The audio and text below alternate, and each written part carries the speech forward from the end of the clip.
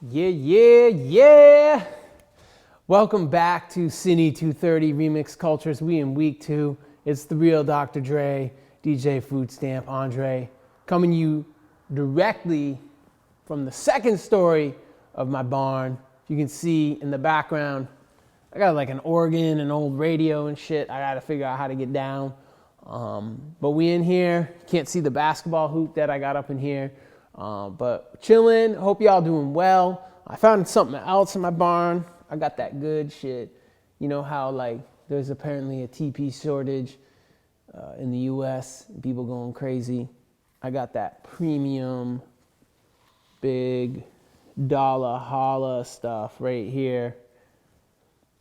Premium wipes.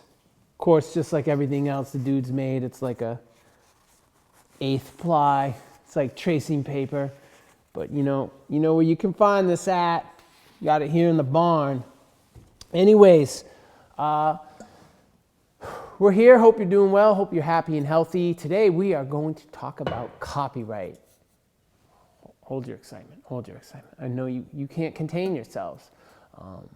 But we're going to talk about it. So regardless of your containment, if you want, you can follow along with the copyright slides on the Points of Power page on Canvas.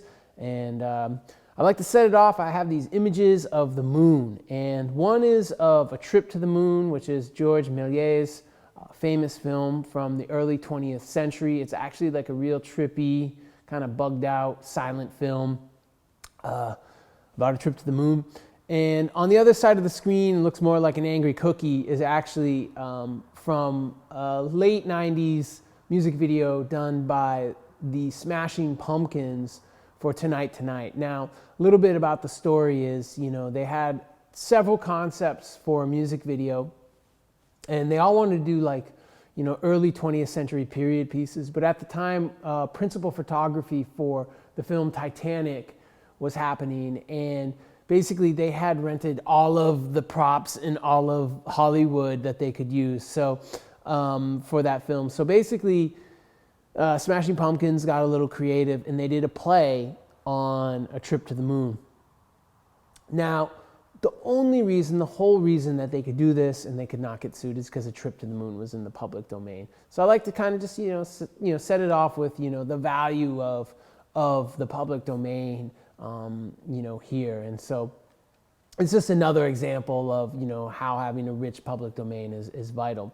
But I like to ask a question, a very simple question here. Who here in our studio audience has copyright? Think about it for a few seconds.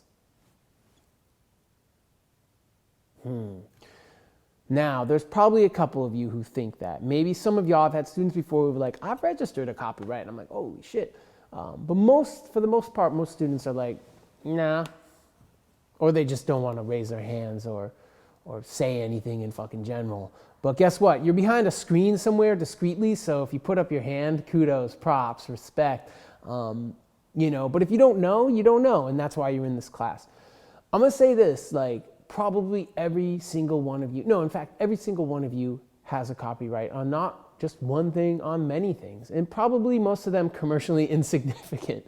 So if y'all have taken a photograph on your phone, you own the copyright on that. If you've taken an Instagram photo, you own the copyright on that. If you did a TikTok video, you own the copyright on it.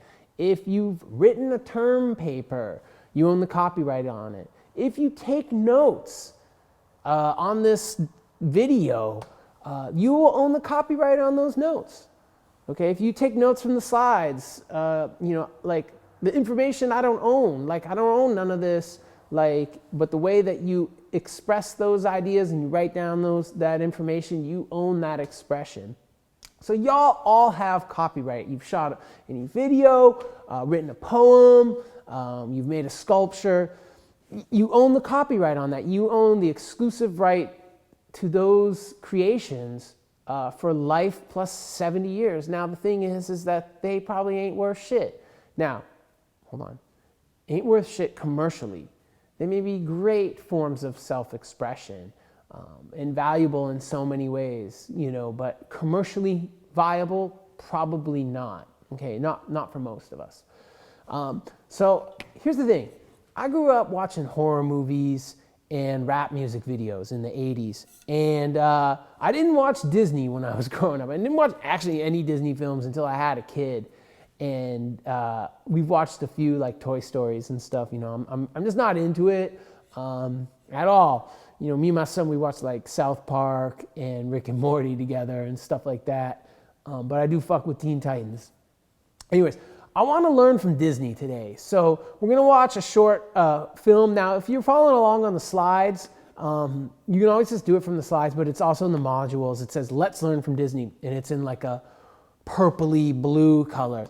Anything you see that's not black text in any of the slides, those are all hot links to Wikipedia articles, to videos, to any sort of external content. So you can always click on them if you want to learn more.